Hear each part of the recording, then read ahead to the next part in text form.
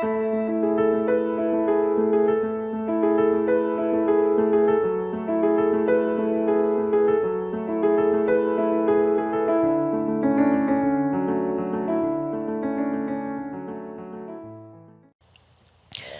하나님 말씀을 받들겠습니다. 요한이 잡힌 후 예수께서 갈릴리에 오셔서 하나님의 복음을 전파하여 이르시되 때가 찼고 하나님의 나라가 가까이 왔으니 회개하고 복음을 믿으라 하시더라. 아멘.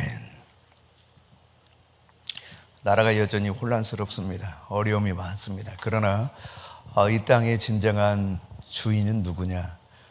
이 땅을 다스리고 통치하시는 진정한 왕은 누군가라고 했을 때 어느 누구도 아닙니다. 이 세상을 창조하신 우리 주님이십니다. 주님께서 이 나라를 다스리시고 그의 섭리 가운데 지금도 우리의 모든 삶을 주관하고 계시는 분이라는 사실을 우리가 믿어야 됩니다.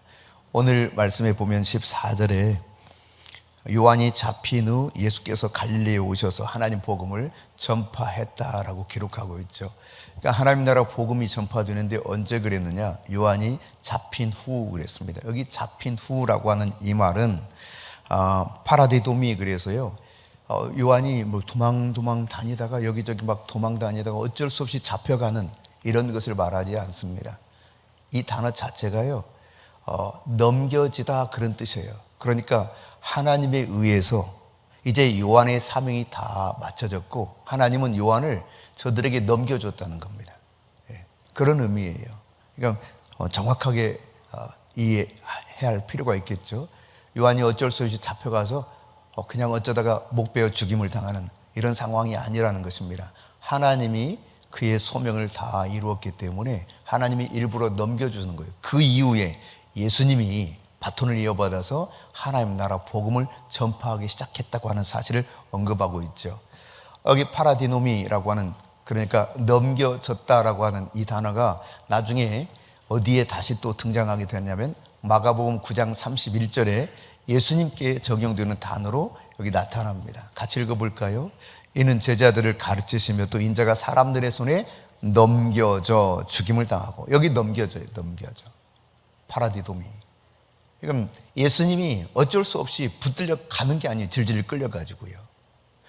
하나님께서 그를 그들에게 손에 넘겨주십니다.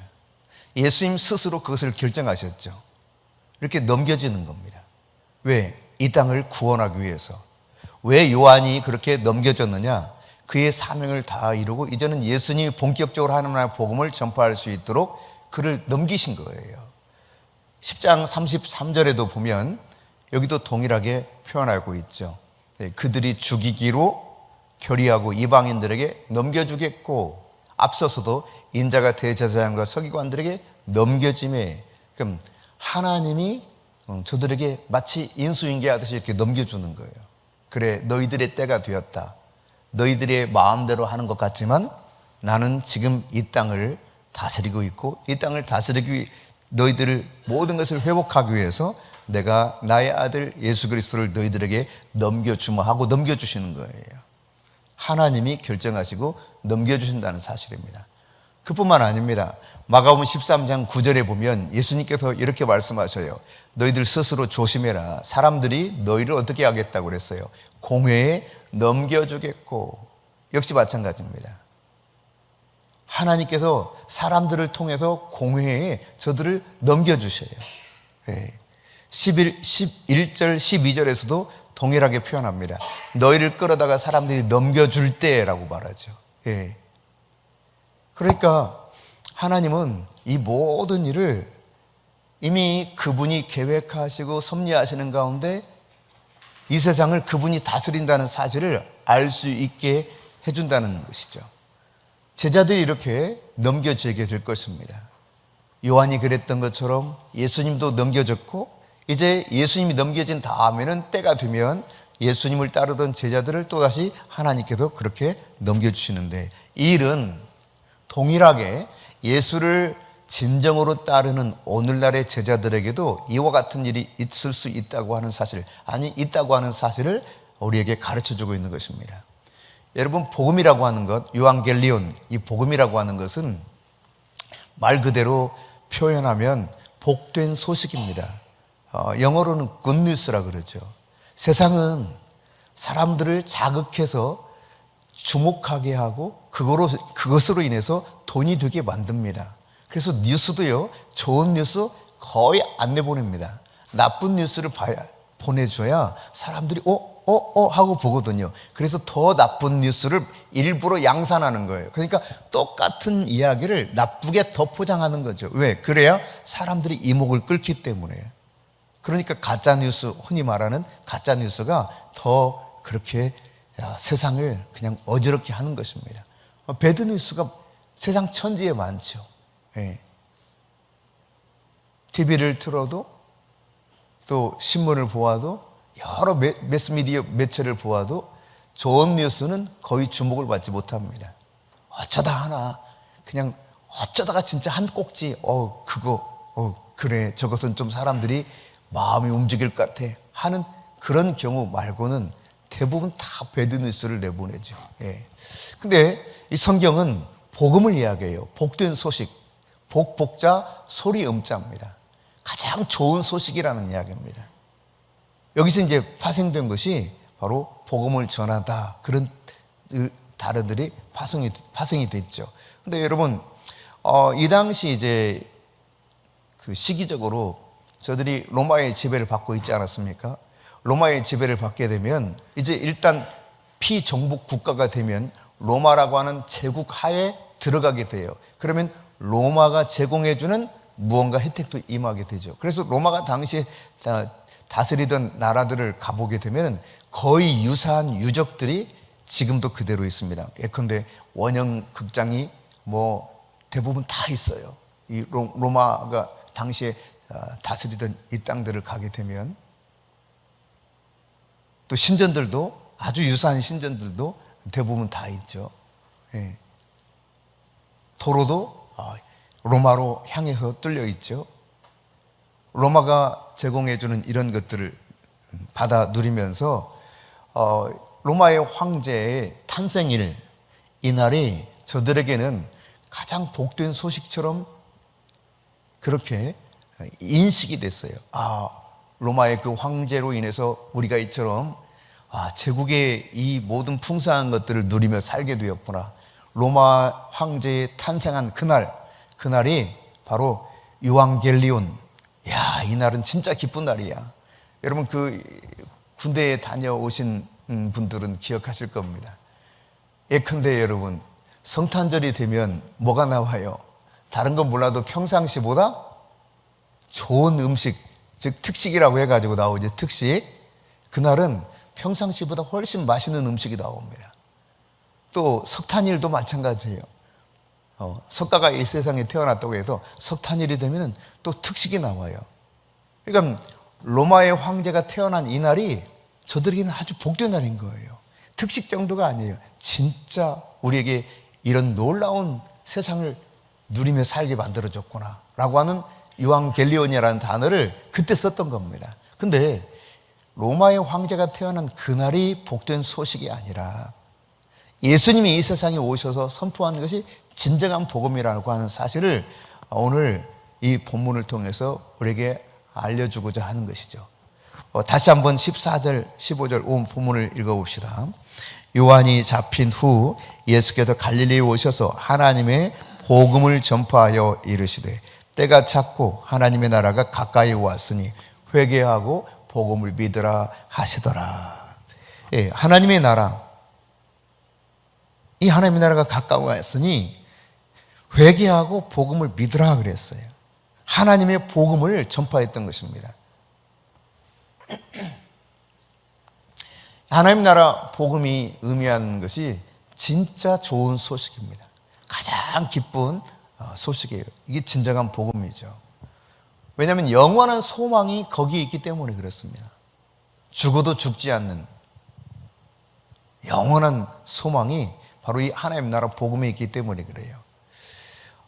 이 나라라고 했을 때 우리 말로는 나라라고 번역이 되어 있지만 마태복음에 보면은 천국 이렇게 우리 성경에 번역이 되어 있죠. 그것을 말하자면 영어로 표현하자면 굳이 영어로 표현하자면 The Kingdom of God입니다. 하나님의 왕국이에요, 왕국. 그러니까 하나님의 나라를 이해할 때 우리는 오늘날의 어떤 한 국가의 개념으로 이해를 하면 안 됩니다. 왕국을 생각해야 돼요. 왕이 다스리는 나라. 그래야 하나님의 나라가 조금 더 우리 속에 잘 이렇게 이해가 될 수가 있어요. 그러니까 하나님의 나라라고 하는 이 바실레이아라고 하는 말은 킹덤을 이야기합니다. 킹덤, 왕국이에요, 왕국. 왕이신 그분이 다스리는 나라를 말하는 것입니다. 절대 주권을 가지고 있는 것이죠. 어느 누구도 감히 넘볼 수 없는 그런 절대 주권을 가지신 하나님이 왕이신 그 나라, 그 복음이 지금 전해진다는 거예요. 근데 이 바실레이아라고 하는 이 왕국이라는 단어의 의미 속에는 다스린다는 개념이 있습니다. 통치의 개념이 있다는 이야기죠. 그래서 여러분, 예수님께서 이 하나님의 왕국에 대해서 좋은 소식을 지금 선포하는 것입니다. 주님과 함께 그 왕국에서 우리가 다스릴 수 있는 자격을 얻게 된다는 거예요. 하나님 나라가 가까이 왔으니 회개하고 복음을 믿으라 그랬는데, 내가 이 자격을, 그러니까 주님과 더불어서 이 하나님의 왕국에서 함께 다스릴 수 있는 놀라운 권세가 우리에게 주어졌다는 사실을 말씀하고 있는데, 그렇다면 이 좋은 소식인 복음이 나에게 실제가 되면 나도 주님처럼 그렇게 주님과 함께 이 땅을 다스릴 자격이 주어진다는 이야기거든요. 근데 이미 그것이 그리스도 예수의 말씀 안에서, 그분 안에서 우리에게 실제로 주어진 것입니다. 그러면 이 좋은 소식인 복음이 우리가 당장 하나님 나라 내가 안에서 나도 동일하게 예수님과 같이 통치할 수 있다, 이게 정말 그렇게 가능한가? 분명히 주님은 말씀하셨어요.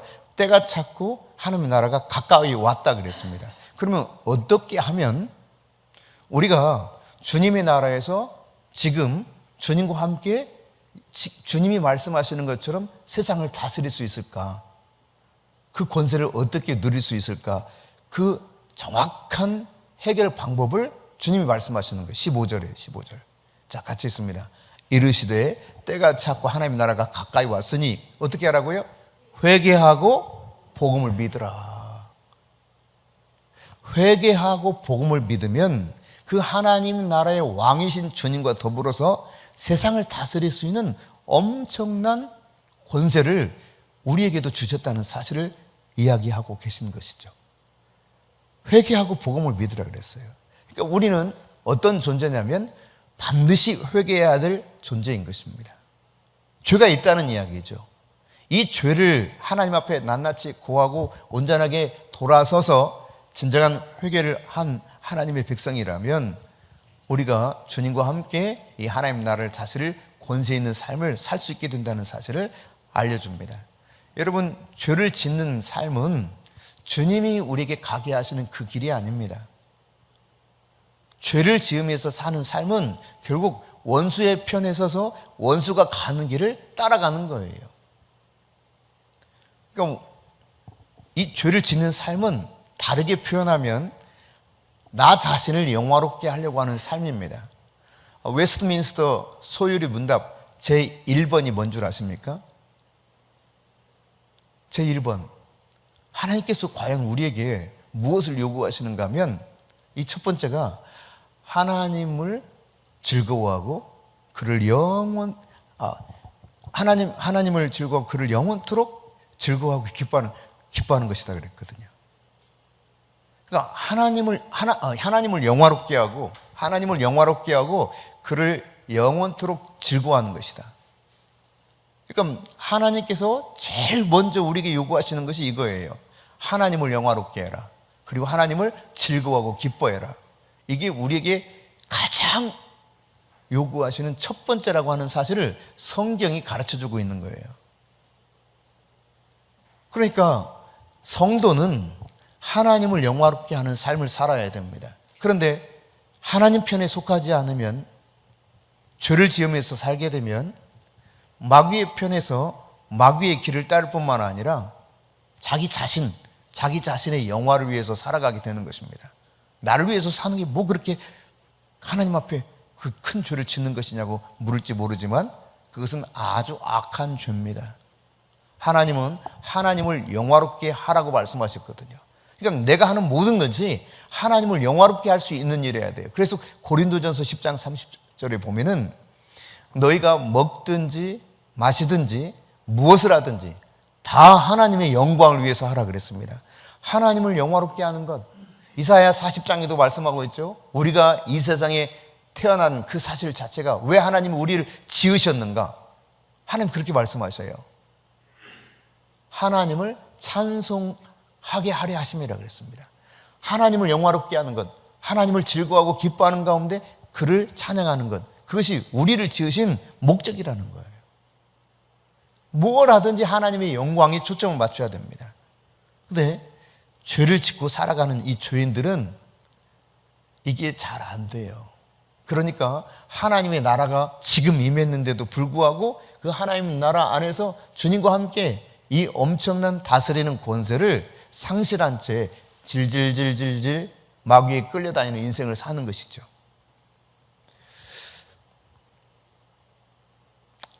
네, 회개하고 복음을 믿게 될 때는, 그러나 하나님께서 오늘 여기 말씀하신 것처럼 우리가 하나님의 관점에서 세상을 볼 수 있게 돼요. 왜곡된 우리의 가치관과 세계관과 인생관이 변화가 오게 되는 것입니다. 그렇지만 우리가 회개하게 되면 완전히 다른 삶을 살 수 있게 되는 거예요. 여러분, 회개라고 하는 것은 내가 잘못한 일을 주님, 제가 이렇게 잘못했습니다, 용서해 주세요, 이것을 말하는 것뿐만 아니라 진정한 회개는 어디까지 나가야 되냐면 내 삶의 모든 생각과 마음이 순전하게 완전히 바뀌어서 하나님이 기뻐하시고 즐거워하는 것으로 완전히 바뀌는 이 삶을 말합니다. 마음의 변화를 받으라 그랬거든요. 마음의 변화를. 내 심령 안에서도 완전히 바뀌어야 돼요. 겉으로만 하는 척이 아닌 내 안에 이 내 심령조차 하나님의 뜻을 좇아서 하나님을 영화롭게 하고자 하는 삶으로 나가는 것을 말하는 것이죠. 그렇게 되면 우리의 이 어두운 눈이, 영적인 눈이 열려서 주님이 어떤 분인가를 알게 되고 보게 되는 것이죠. 그래서 주님의 형상으로 점점 변할 수 있게 되는 것입니다. 하나님의 관점으로 살아갈 수 있게 되는 거죠. 하나님의 나라를 보다 뚜렷하게 이해하고 그 하나님의 나라 안에서 주신 권세를 함께 누리며 살 수 있는 그러한 사람으로 변화되어 가는 것입니다. 그러니까 회개하고 복음을 믿으면 이 하나님 나라를 실제화되는 삶을 살 수 있는 은혜가 열린다는 이야기입니다. 여러분, 우리가 주님 편에 서게 되면, 주님을 영화하게 되면은 반드시 이렇게 하나님의 통치 영역 속에서 나도 그와 더불어서 같이 그분의 주권 하에, 그분의 은혜의 섭리에 따라서 그 나라를 내가 이끌어가는 그런 실제적 삶이 이루어질 수 있다는 것이죠. 얼마 전이죠. 그래도 뭐 몇 달 지났네요. 7월에 있었던 일이죠. 7월, 작년 7월. 미국 막 대선 때문에 이제 막 바이든하고 트럼프하고 여기저기 다니면서 선거 운동을 할 때입니다. 이 7월에 펜실베니아 주에서 버틀러라고 하는 유세장에서 트럼프가 유세를 하고 있었을 때입니다. 근데 저격수가 트럼프를 향해 총을 쐈죠. 그때 총알이 오른쪽 귀를 스치고 지나갔습니다.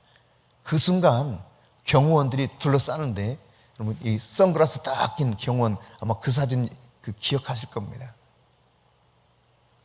그 경호원이 잽싸게 이제 딱 트럼프를 딱 하면서 이렇게 일어나고 빠져나가는 장면을 보셨을 거예요. 션 콜이라고 하는 이 경호원인데요. 그냥 일개 경호원이었어요. 그런데 이번에 트럼프가 대통령이 되면서 그를 비밀 경호국의 국장으로 세웠습니다. 국장으로 임명을 했어요. 아주 훌륭하게 이 경호 업무를 할 수 있는 아주 지혜로운 사람이다. 그래서 자기가 임명을 했어요. 임명권이 누구에게 있어요? 대통령인 트럼프에게 있는 거예요. 왜 임명했어요? 자기의 뜻을 위해서, 자기를 위해서 목숨을 걸었거든요. 그러니까 기꺼이 그렇게 그가 너는 그러면 나와 함께 이 비밀 경호국을 담당하는 책임자가 되어라. 딱 맡기는 거예요. 회개하고 복음을 믿으면 하나님의 나라가 우리에게 임한다고 하는 사실은 이와 유사한 겁니다. 내가 돌이켜서 죄 가운데서 더 이상 살지 아니하고 하나님의 편에 서서 하나님의 길을 따라가면서 나 자신의 영화를 위한 것이 삶이 아니라 하나님 나라 그분의 영화를 위해서 사는 삶을 살게 되면 하나님이 우리에게 그 권세를 주시는 거예요. 아주 간단하게 이렇게 설명하면 이게 그럴 수 있겠다 싶을 겁니다. 이 세상에 있지나 거의 유사해요, 여러분. 우리가 죄에서 벗어나게 되면 우리의 관점이 달라지게 되어 있습니다. 하나님의 관점으로 매일매일 살아갈 수 있게 돼요.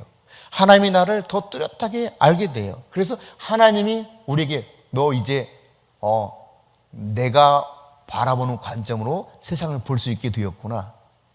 나의 마음을 네가 아는구나. 나의 영화를 위해서 네가 너의 모든 것을 다 걸었구나. 그래, 내가 너에게 권세를 주마. 이와 유사한 것이라는 사실을 깨달아야 됩니다. 예수님은요, 우리가 너무 잘 아는 이야기지만 우리를 위해서 이 땅에서 십자가 지시고 죽으셨습니다. 하나님이 저들에게 대제사장과 장로들에게 넘겨주셨어요. 십자가에서 죽도록 그렇게 넘겨주셨다는 이야기입니다. 그런데 이 죽음으로 인해서 인류의 모든 죄를 다 짊어지시고 대속의 은총을 베풀어 주셨죠. 그런 이후에 이미 예언해 주셨던 것처럼 사흘 만에 다시 살아나셨습니다. 하나님께서 죽은 자 가운데서 그를 일으키셨어요. 즉 부활하신 것입니다. 이 부활하심으로 인해서 죄와 사망의 권세를 다 깨트렸습니다. 마귀의 최종적인 권세가 죽음이거든요. 사망 권세를 깨트리시고 진정한 우리의 왕이 되셨어요. 내가 왕이다라고 하는 사실을 부활을 통해서 증명해 내신 것이죠. 그래서 여러분, 우리가 복음을 회개하고 복음을 믿었다고 하는 것은 바로 이 부활의 복음을 내가 받아들인 것입니다. 내가 예수를 믿을 때 주님이 친히 말씀하셨죠. 요한복음 11장 말씀 속에 나를 믿는 자는 죽어도 살겠고 살아서 나를 믿는 자는 영원히 죽지 아니하리라. 11장 28절에 나는 부활이요 생명이다 말씀하시는 가운데 이와 같이 분명하게 선포하신 적이 있습니다. 그러니까 복음으로 말미암아 이제 우리는 더 이상 사실 내가 내 인생의 주인이 될 수가 없어요. 왜냐하면 그분이 십자가라고 하는 이 죽음의 대가를 지불하시고 나를 사셨기 때문에 그렇습니다. 그러니까 내 마음대로 살아서는 안 되는 존재가 나라고 하는 사람입니다.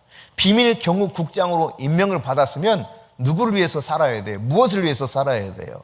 네, 트럼프 대통령을 더 확실하게 잘 경호할 수 있는 아주 비밀 경호예요. 알려지지 않아요. 세상에 이 어떻게 경호한다고 하는 사실을 알려주지도 않아요. 비밀스럽게 경호를 착착착착 하는 거예요. 이걸 총책임을 맡았으면 그 일을 하는 겁니다. 여러분, 우리가 하나님의 뜻을 이제 제대로 깨닫고 예수님이 이 세상에 오셨던 삶은 어떤 삶이냐? 하나님이 무엇을 원하는가를 너무 잘 아셨어요. 그래서 내가 그들에게 넘겨진다, 내 스스로 결정했다라고 말씀하시거든요. 그러니까 하나님의 뜻을 알고 예수님이 자기의 모든 삶을 하나님이 원하시는 그 뜻을 성취하는데 인생을 다 걸었던 것처럼 우리의 날마다의 삶이 바로 하나님이 원하시는 목적에 맞춰지게 될 때에 진짜 그 하나님의 영광을 우리도 함께 누릴 수 있게 되는 것이죠. 여러분, 하나님 나라 복음이 우리의 초점이 되고 하나님 나라 복음이 우리의 실제가 된다면, 그렇게 되면 우리 인생에서 우선순위가 바뀌게 될 겁니다. 나를 위한 삶이 아니에요. 나보다도 주님의 나라, 나의 가족들보다도 주님의 나라, 이게 가장 먼저 우선순위가 되는 거예요. 예수님이 그렇게 우리에게 본을 보여주셨고 예수님이 제자를 부르실 때도 그렇게 말씀하셨죠. 이게 성경은 진리인 것입니다. 그러니까 하나님의 나라 일을 가장 우선으로 처리하게 되어 있어요. 삶에 있어서 그러니까 아주 단순화되죠. 무엇을 어떻게 먼저 해야 될 것인가가 확실해지는 것입니다. 그런데 우리가 이렇게 삶을 살게 되면 하나님께서 우리의 삶에 대해서 그분이 책임져 주실 것을 말씀하고 있습니다. 주님의 관점으로 세상을 볼 수 있는 눈이 열려야 돼요. 그러면 하나님의 나라가 어떤 것인가를 깨닫게 돼요. 평범한 일도 하나님의 영광 안에서 살아가는 자에게는 이게 영광스럽게 변하는 역사가 일어나는 것입니다. 사람들은 예수님을 모릅니다. 심지어 교회를 다닌다는 그리스도인들조차도 예수님을 제대로 알지를 못해요. 무슨 말이냐면 예수님께서 말씀하신 이 진리를 제대로 믿지 못한다는 이야기입니다. 예수님을 알지 못하는 것은 예수님을 신뢰하지 못하는 것이죠. 예수님 제대로 알면 예수님을 얼마나 신뢰하겠습니까? 그러니까 예수님을 잘 모르기 때문에 인생이 공허해요. 공허하니까 무엇을 자꾸 추구하면서 전전긍긍하며 사느냐? 결국 사람들이 이 공허한 것에 뭔가를 더 많이 소유하려고 합니다. 그 소유가 자기를 만족시켜 줄 것처럼 생각합니다. 그 소유가 많아지면 많아질수록 또 없어도 마찬가지지만 자꾸 소비 중심적으로 살아가요. 그러니까 소비 중독에 빠져버려요. 더 많은 것을 내가 원하죠. 더 크고 화려하고 멋진 집. 그러니까 세상에서 뭔가를 자꾸 내가 소유해야만 진짜 만족이 있을 것처럼 생각이 돼요. 얼마 전 아마 이제 연세가 드신 분들은 생각이 나실 겁니다. KBS 9시 뉴스에 메인 앵커였던 신은경 아나운서가 있습니다. 지금은 권사님이시죠. 신은경 권사님. 아마 저희 교회에서 한 15년 전인가 금요일에 한번 오셔서 특강한 적이 있는데 이 신은경 권사님이 얼마 전에 쓴 제 칼럼을 읽어봤어요. 한 달도 안 됐을 겁니다. 채 이사했대요. 이사. 근데요 시니어 아파트로 이사를 했다 그래요. 그 내용을 읽어보니까 그냥 이렇게 시니어 아파트라고 해가지고 아주 작은 아파트야. 작은 아파트는 그냥 살림살이를 다 웬만한 건 다 내버렸대요. 왜냐하면 너무 좁아서 가져갈 수가 없어서. 진짜 얼마나 버리기가 어려웠는지 모르겠다는 거예요.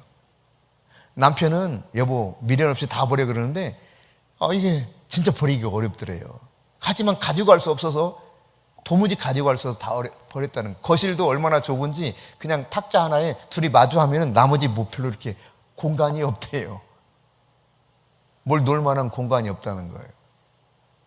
근데 처음에는 참 힘들었는데 적응이 되다 보니까 그렇게 이제 좋다는 거예요. 여러분 사실 우리가 아무리 많은 것을 소유해도 나중에 그 소유한 것을 가지고 내가 내 그 공허함이 다 채워집니까? 그렇지는 않습니다, 여러분. 결국 우리는 버린 삶을 제대로 선택하게 될 때에 주님이 내 안에 들어오시면 진짜 거기에 만족이 생기는 거거든요. 잡동사니 물건들이 얼마나 저희 집에도 많은지 몰라요. 근데 이게 쉽게 안 버려져. 이거 버려야 되는데 하다가 한 1년, 2년, 10년 막 가지고 있는 것 같아요. 이사할 때 한꺼번에 쫙 버리고 왔거든요.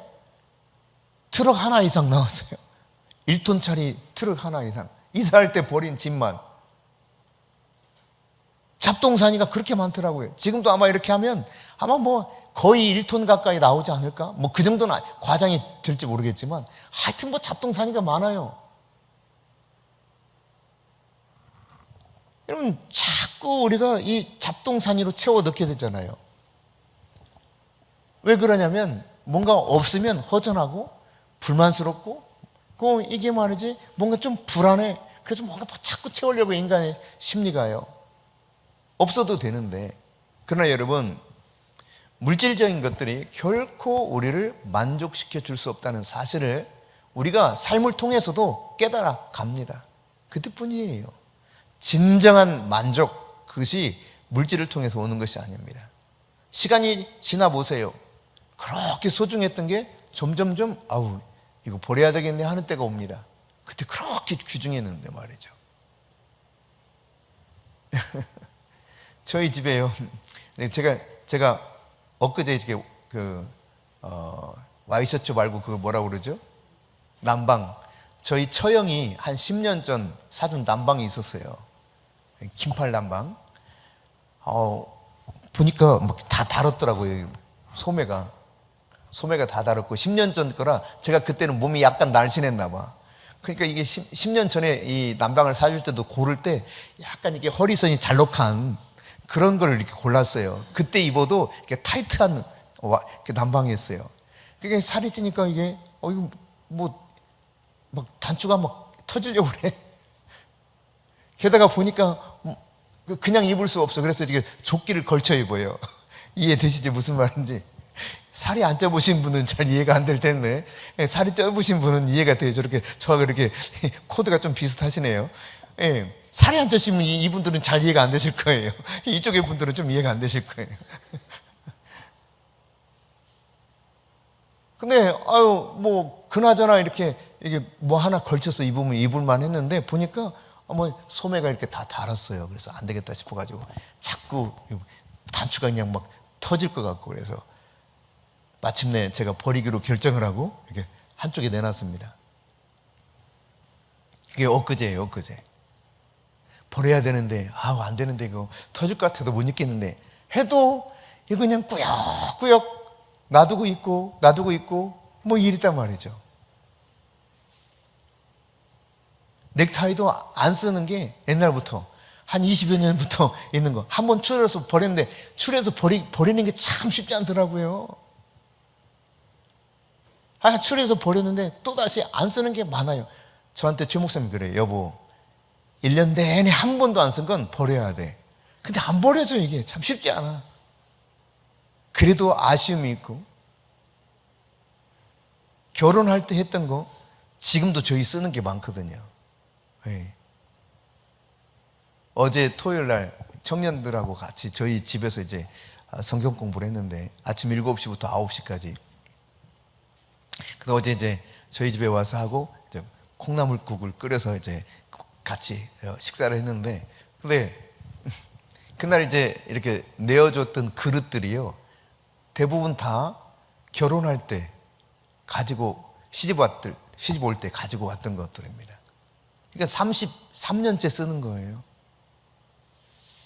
숟가락도 젓가락도 그릇도 뭐 버릴만 하지 않으니까 지금 쓰고 있지만 그러니까 우리가 쓰지 않는 것조차도 잘 버리지를 못해요.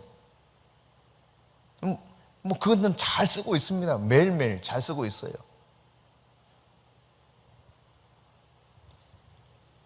그럼 아무리 여러분 많은 좋은 것들을 가지고 있다 쳐보세요. 그것이 우리를 진정한 만족을 주는지 그렇지 않습니다. 언젠가 시간이 지나면 다 별로 쓸모없는 것으로 바뀌어요. 넥타이 이야기에다 말했구나. 넥타이요. 그때 당시는 좋은 것들이 많았는데 지금은 하기가 좀 거시기한 넥타이 많아요.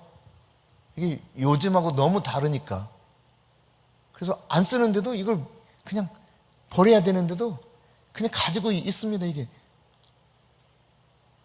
수십 개를. 그래서 넥타이만 이거 버려야 돼. 진짜 버려야 되겠다. 생각해보니.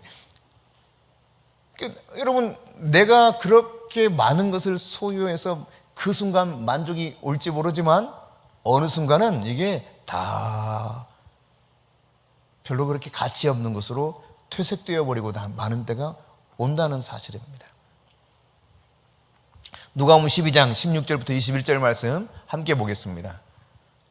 같이 읽습니다. 또 비유로 그들에게 말하여 이르시되 한 부자가 그 밭에 소출이 풍성하매 심중에 생각하여 이르되 내가 곡식 쌓아둘 곳이 없으니 어찌할까 하고 또 이르되 내가 이렇게 하리라 내 곡간을 헐고 더 크게 짓고 내 모든 곡식과 물건을 거기 쌓아두리라.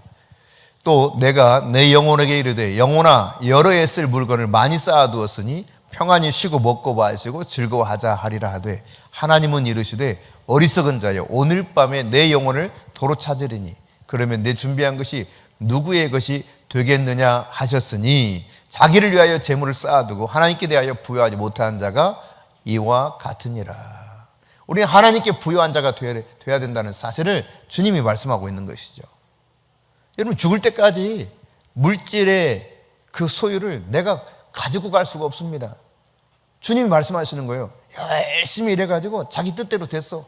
더 많은 것을 소유하게 됐어. 근데 어리석은 사람아, 이렇게 말씀하고 있죠. 이 어리석은 사람아, 오늘 밤에 내 영혼을 도로 찾으리니 이것들이 다 누구 것이 되겠느냐? 누구 것 되는지도 몰라요. 이것 때문에 쌈박질에 나가지고 그냥 가정이 그냥 파산에 이를 지경이 될지 아무도 몰라요. 그게 여러분 인생 아니겠습니까? 그러나 여러분, 내가 하늘의 부유를 누릴 수 있는 자다, 이 사실을 정말 깨닫기만 한다면 더 이상 썩어 없어질 그것 때문에 내 인생을 그토록 애쓰며 살지 않을 겁니다. 하나님의 부요, 하나님의 나라를 추구하면서 살게 될 것입니다. 예수님께서는 분명히 말씀하셨습니다. 먼저 하나님의 나라와 그 의를 구하라. 그러니까 예수님께서 이 세상에 근심을 떨칠 방법을 제시하거든요. 근심거리가 뭔지를 아셔요. 무엇을 먹을까, 무엇을 입을까, 무엇을 마실까. 그러니까 살아가는 게 근심거리야, 이게 다. 근데 예수님께서는요, 이런 것들보다 진짜 중요한 게 있다는 사실을 말씀하고 있죠. 그게 뭐예요? 목숨이라는 목숨. 그럼 어떻게 살아야 될 것인가 분명히 제시합니다. 32절 33절입니다. 같이 읽습니다.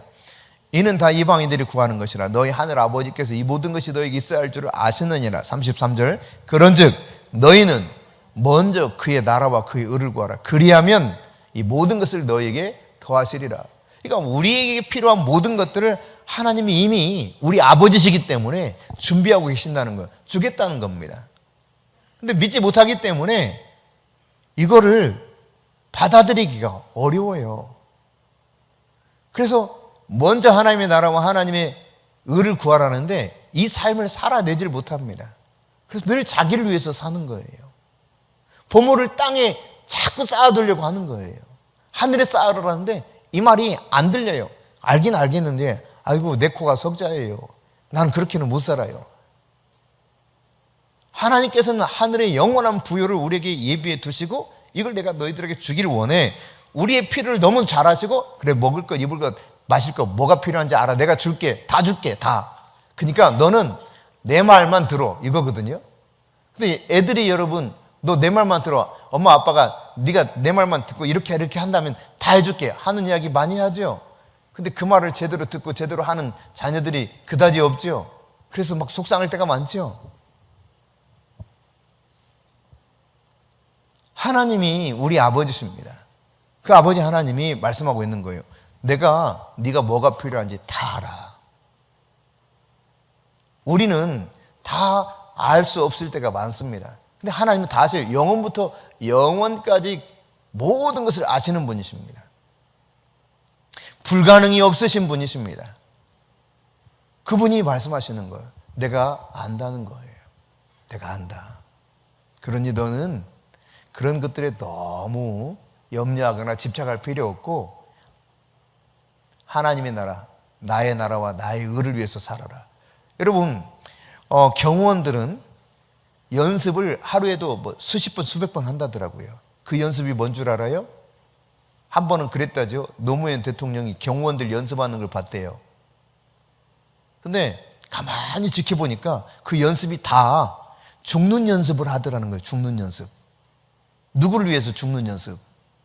자기가 경호하는 대통령을 위해서 대신 죽는 연습을 하더라는 거예요. 그게 경호 연습이라는 거예요.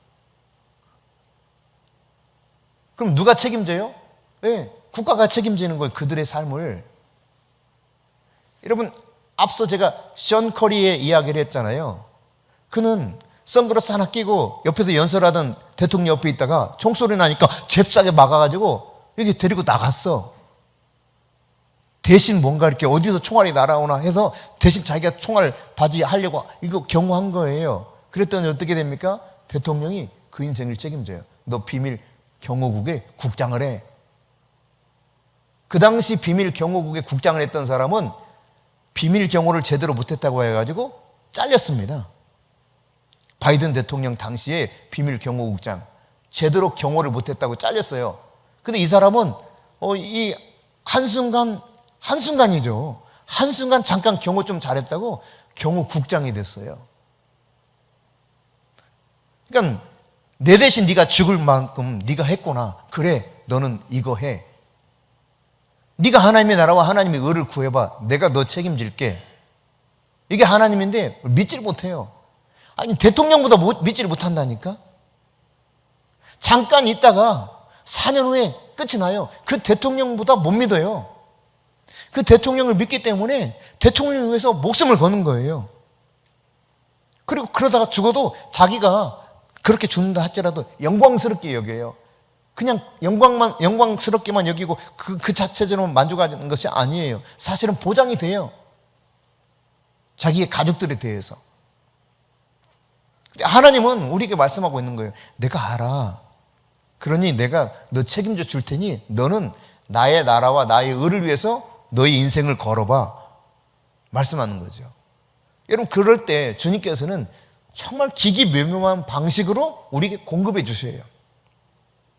이것을 분명히 알 수 있게 도와주시는 분이십니다. 그럼에도 불구하고 사람들은 하나님의 의, righteousness, 그러니까 이 헬라어로는 디카이오시네인데 이 의는 하나님의 관점으로 와서 죄가 없는 상태를 말합니다. 그것을 추구하며 그 모든 것을 다 던지라는 거예요. 하나님의 법을 따라서 살아가는 삶을 말합니다. 거기에 인생의 모든 에너지와 초점을 다 맞추라는 겁니다. 죄인의 길에 서지 말고 자기를 영화롭게 하려고 하지 말고 너는 나의 나라를 위해서 네가 목숨을 걸어봐. 그러면 내가 너의 인생을 책임질게. 여러분 우리가 사는 이 세상은 죄에 완전히 노출된 세상입니다. 그냥 잠깐만 삐끗해도 죄를 범할 수밖에 없는 세상이에요. 유혹이 얼마나 많은지 모릅니다. 그런데 우리가 하나님의 나라와 의를 추구하면서 살게 되면은 의신 예수님이 우리를 도우셔서 그분을 닮아갈 수 있도록 우리와 함께 해주시는 것입니다.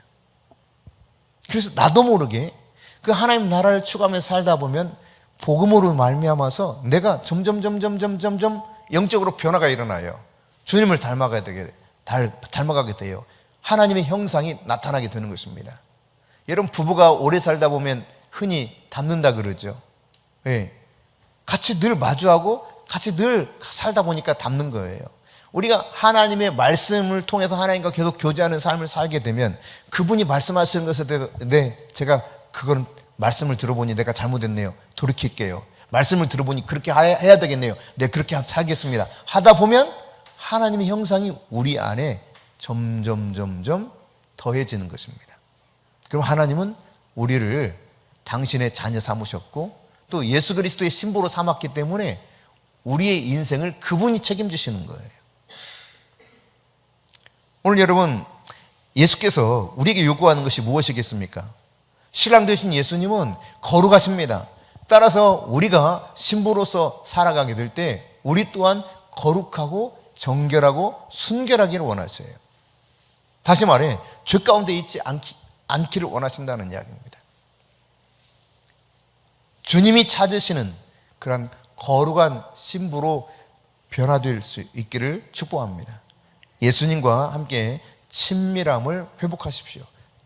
예수님과 더 가까워지면 가까워질수록 점점 예수님을 닮아가게 될 것입니다. 여러분 지금까지 우리가 살아가는 세상 속에 계속 죄에 노출된 세상 속에 살면서 세상의 발을 딛고 살아가고 있지만 여전히 그러나 내가 세상의 발을 딛고 있는다 할지라도 하나님의 나라 그것을 추구하면서 계속 살아간다면 주께서 우리에게 약속하신 이 은혜의 복음이 우리 속에서 온전히 경험되는 삶을 하나하나 깨달아가게 될 것입니다. 오늘 15절 말씀 다시 읽겠습니다. 15절 이르시되 때가 찼고 하나님 나라가 가까이 왔으니 회개하고 복음을 믿으라 하시더라. 기도하겠습니다.